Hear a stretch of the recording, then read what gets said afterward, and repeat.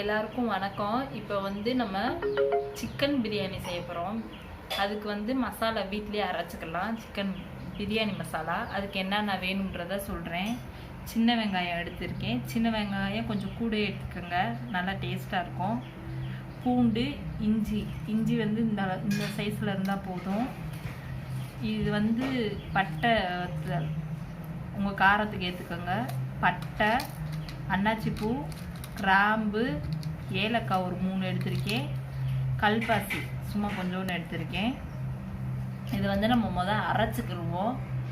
அரைச்சிட்டு அடுத்து என்ன செய்யணுன்றதை பார்ப்போம். இப்போ வந்து பிரியாணி தாளிச்சு விட்ருவோம். இதுக்கு வந்து கொஞ்சம்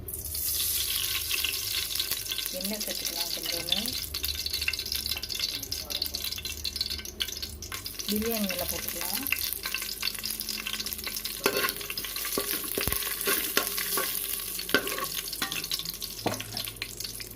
ரெண்டு பெரிய வெங்காயம் நறுக்கி வச்சுருக்கேன், அதை சேர்த்துக்கலாம்.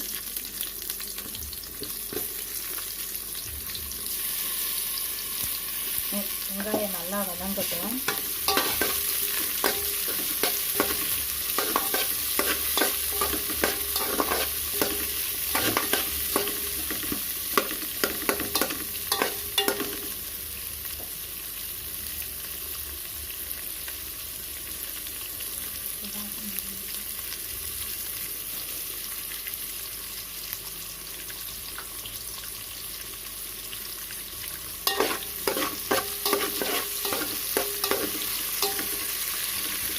இப்போ வெங்காயம் நல்லா வதங்கிடுச்சு. இப்போ தக்காளி சேர்த்துக்கலாம். நான் ஒரு பெரிய தக்காளியை சேர்த்துருக்கேன்.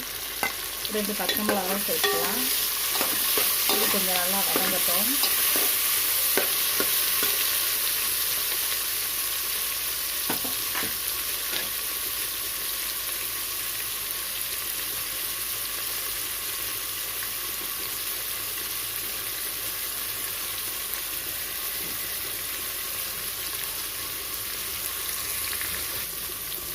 இப்போ தக்காளி வதங்கிடுச்சு. நம்ம புதினா சேர்த்துக்கலாம்.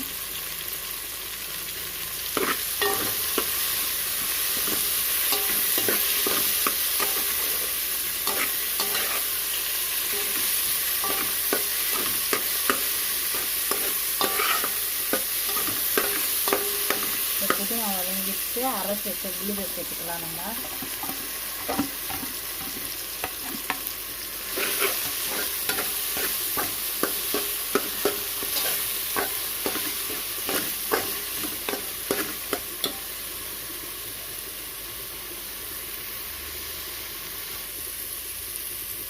இப்போ மசாலா நல்லா வதங்கிடுச்சு. இப்போ வந்து நம்ம சிக்கனை சேர்த்துக்கலாம். நான் சிக்கனில் நம்ம அரைச்ச பிரியாணி மசாலா கொஞ்சோண்டு சேர்த்து பெரட்டி வச்சுருக்கேன்.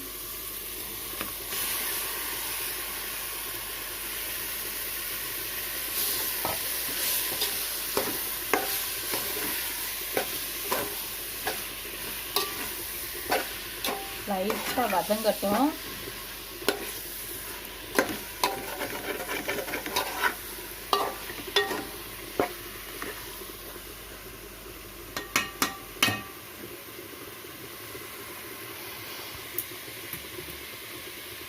இப்போ வதங்கிடுச்சு லைட்டாக. இப்போ வந்து தண்ணி சேர்த்துக்கலாம்.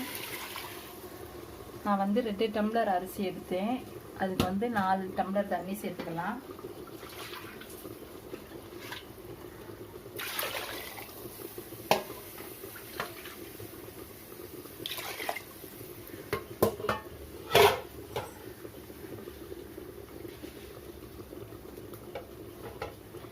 இதுக்கு தேவையான அளவு உப்பு சேர்த்துக்கலாம். கறிக்கும் சாப்பாட்டுக்கும் சேர்த்துடலாம், பிரியாணிக்கும். இது வந்து நல்லா ஒரு கொதி வரட்டும். கொதி வந்தோடனே நம்ம வந்து அரிசியை சேர்த்துக்கலாம். இப்போ நல்லா கொதிச்சிருக்க தண்ணி, நம்ம வந்து அரிசியை போட்டுக்கலாம். நான் பிரியாணி அரிசி தான் எடுத்திருக்கேன்.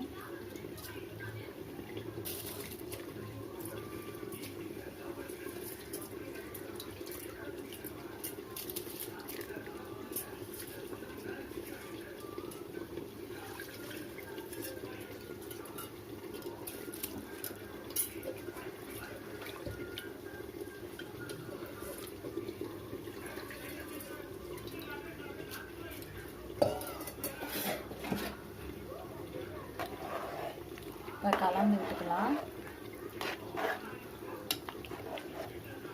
ஒரு கொதி வந்தோடனே உப்பு காரம் போதுமானு டேஸ்ட் பண்ணிக்கலாம். பத்தலைன்னா போட்டுக்கலாம்.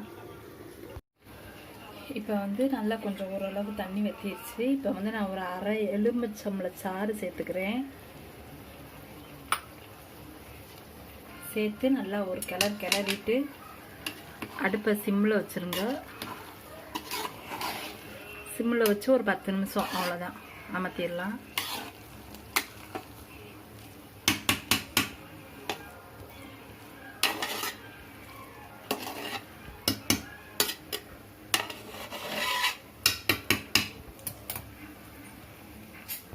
இப்போ வந்து பிரியாணி ரெடி ஆயிடுச்சு. கொத்தமல்லி தூவி இறக்கிடலாம்.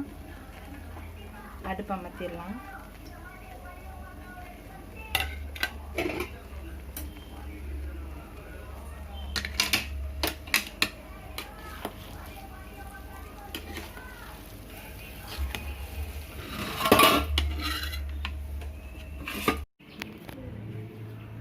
இப்போ நம்மளோட சிக்கன் பிரியாணி ரெடி ஆயிடுச்சு.